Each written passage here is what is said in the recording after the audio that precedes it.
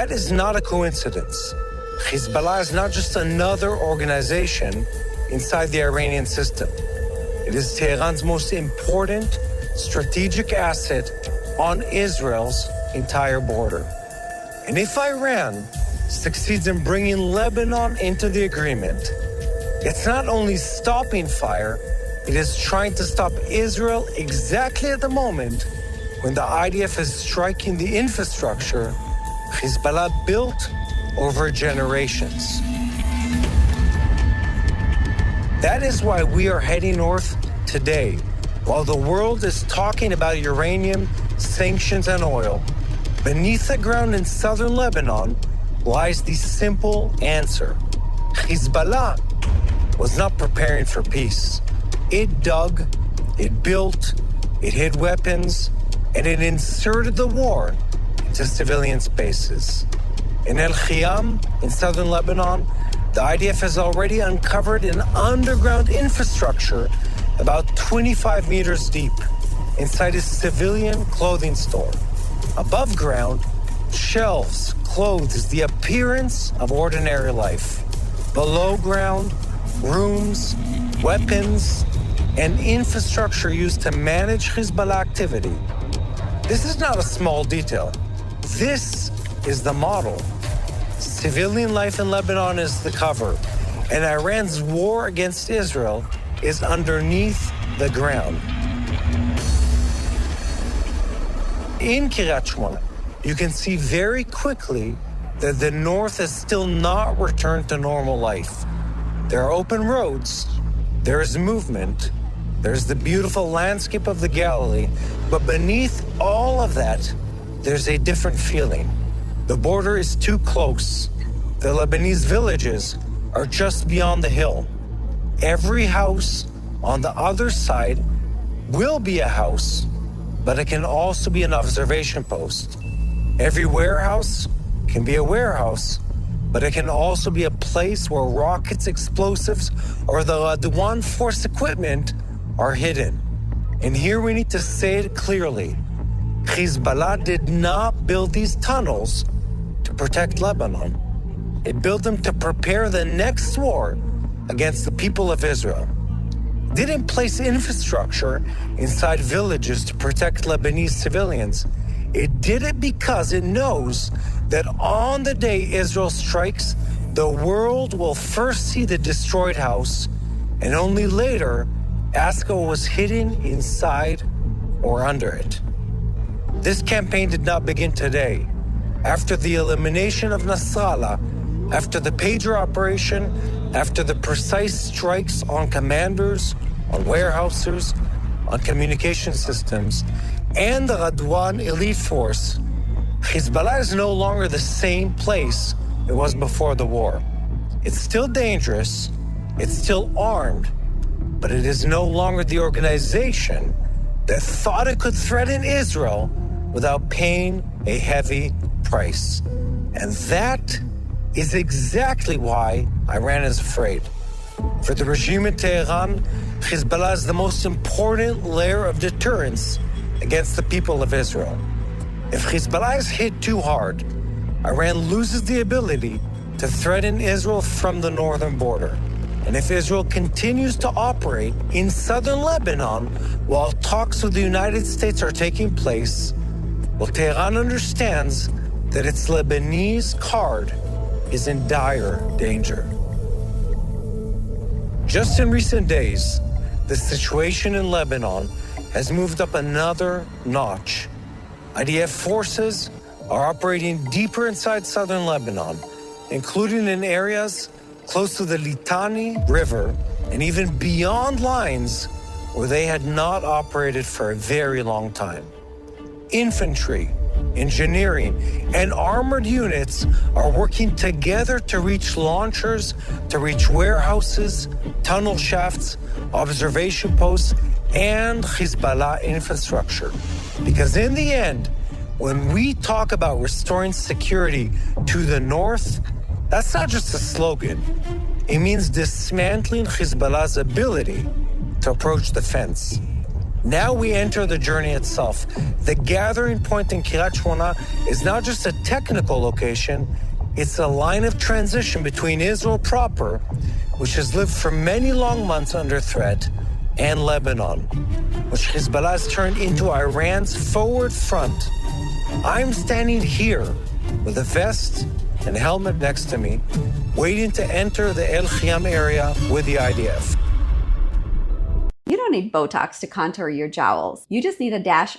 Click the like button, share this video with friends and family. Don't forget to subscribe to TBN Israel. As you could probably tell, we're in an armored vehicle and we're heading into or to the border right now. Just been briefed by the IDF. Can't show you the exact route. We're about to cross in, and it's hard to explain this. The distances are nothing.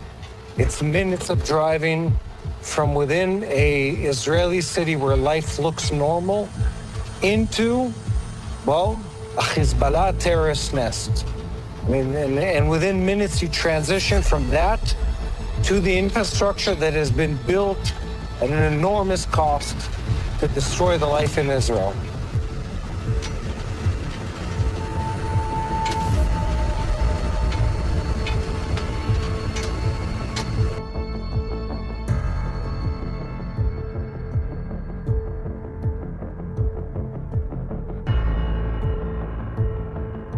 I want to explain what this place actually is. We just got a debrief off camera from the IDF intelligence on exactly what happened in this place. Underground beneath us, underneath this store, was a compound that is a command and control compound and a storage compound for munitions used by Hezbollah. But in this war, the way this very place was discovered is by, I don't know if, can you see them in the camera? The holes in that wall and that wall. Essentially, they were using these as a base for anti-tank units. They'd move between the sides of the building through those holes in the walls and fire missiles. In fact, 6 anti-tank missiles were fired from this very position, and that's how an IDF unit found this place. They came to eliminate the anti-tank unit and discovered first the holes in the wall and then the hole in the room that leads deep into that very substantial underground compound. And here was the case.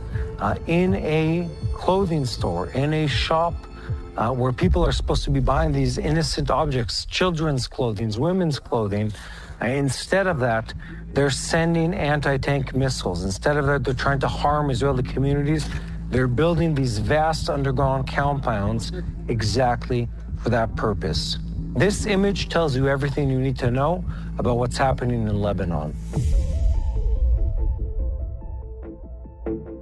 We are descending into a Hezbollah terrorism tunnel. This is much narrower than this lens can actually explain and accommodate. So we've just come down a ways into the Hezbollah terror tunnel, and every time we come to these places, I'm taken aback by one repeated thing. How much money do these people spend in creating destruction and terrorism infrastructure? And I need to be clear here, it's not against the army of Israel, it's not against a political movement, it's against the civilian population of Israel, just that way, down the border from here. This is why Hezbollah has been here. This is why they built this infrastructure. And we are here as journalists today to witness exactly that. One last thought as we're standing here. I keep getting these comments on social media talking about, Israel's invading Lebanon, Israel's invading Lebanon. Let me tell you something. You know who the invading force in Lebanon is? It's Hezbollah. They are not a grassroots movement of the Lebanese people. They are a tiny movement that has been funded by foreign money, Iranian money, only to be a tool against the people of Israel and the Judeo-Christian values in this part of the world. And as we're about to descend deeper in this tunnel, I want you to remember that this should have been a school, a kindergarten, a welfare center, something better for the people of Lebanon, not terrorism against the people of Israel. That's what you need to remember when you see everything that is going on here.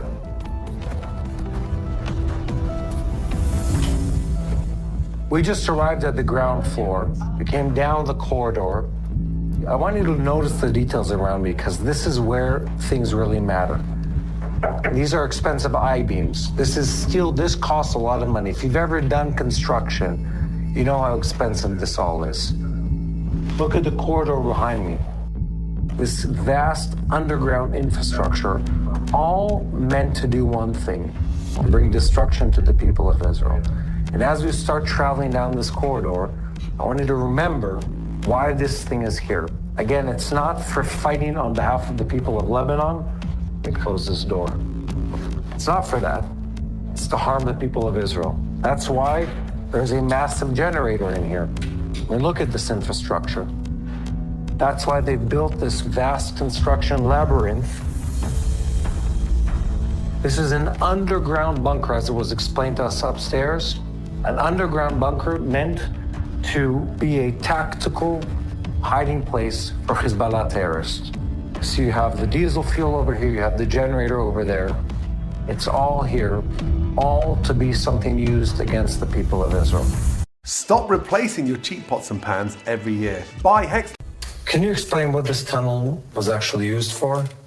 So this tunnel most likely was used as a command and control center for the Hezbollah battalion that was displaced and organized around the Al-Kham village. The fact that we assumed that that was the case because of the amount of power, the generator, the air supply, the cabling and everything. So this suggests that this was probably the main objective. We also found here a lot of munition, Cornet missiles and AK-47s and things like that. The main purpose here was probably either type of command and control or some kind of a command outpost or something along those lines. And Hezbollah terrorists that would live in this area, so they're not within raid distance of Israeli communities. They would be launching rockets? Well, raid from here is nothing. Is it? Within a vehicle. By foot. By foot they would raid from here. Yeah, with both. I mean, think about it. This is about 4 to 4.5, 5 kilometers from Metula. Yeah. Arnoldo's community on the border. If I walk, not even run, it will take me an hour and a half. And there were battalion Hezbollah operators that was their operational plan. That actually we know. As your personal opinion, has it changed in the last, let's say, 6 to 12 months as to Hezbollah, as to what they've done in this region compared to what you knew previously? Well, we were surprised tactically, not strategically, from the amount of infrastructure. Mm-hmm. We knew that they're investing a lot of infrastructure. We knew they're building a lot of bunkers. We knew all that. We were surprised to find nearly in each and every house or every second house some kind of Hezbollah asset. Sometimes it was a camera at the rooftop. Mm-hmm. Sometimes it will be one room in an apartment that has five rooms.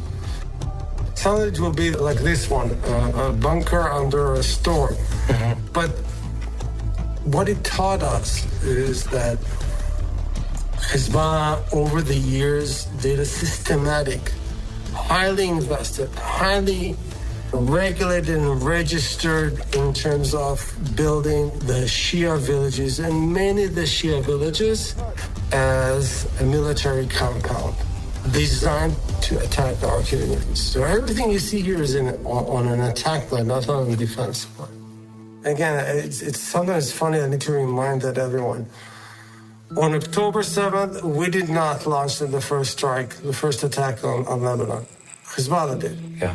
Same time, again, this time on our line in February, we got the clear orders from higher command: sit still, do not engage, because we're focusing with the U.S. on Iran.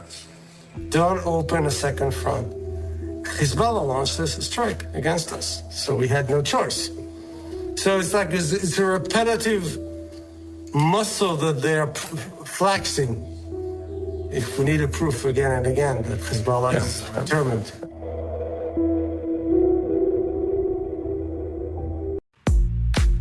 Out of El Khiyam, it is easier to understand that. The tunnel is not only concrete and earth, it is a plan. It is an investment of years. It is part of the Iranian idea to build a ring around Israel. With Hamas in the south, Hezbollah in the north, militias in Iraq and Syria, Houthis in Yemen, and a nuclear threat above it all. Each front looks separate, but all of them are connected to the same center of power in Tehran. That's why Israel can't look at Lebanon as a separate event. What happens here is connected to Hormuz. What happens in Hormuz is connected to the nuclear issue.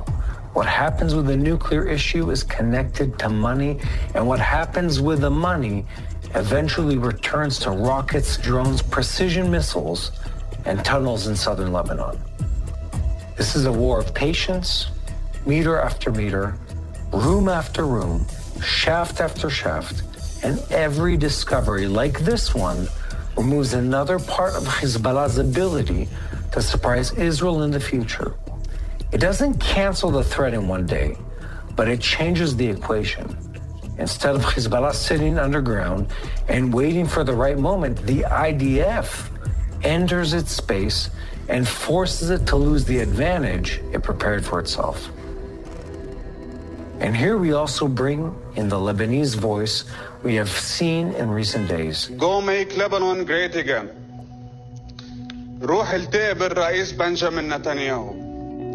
A young Lebanese Christian stands in front of the camera and calls on President Joseph Aoun to do something that is almost never said out loud in Lebanon.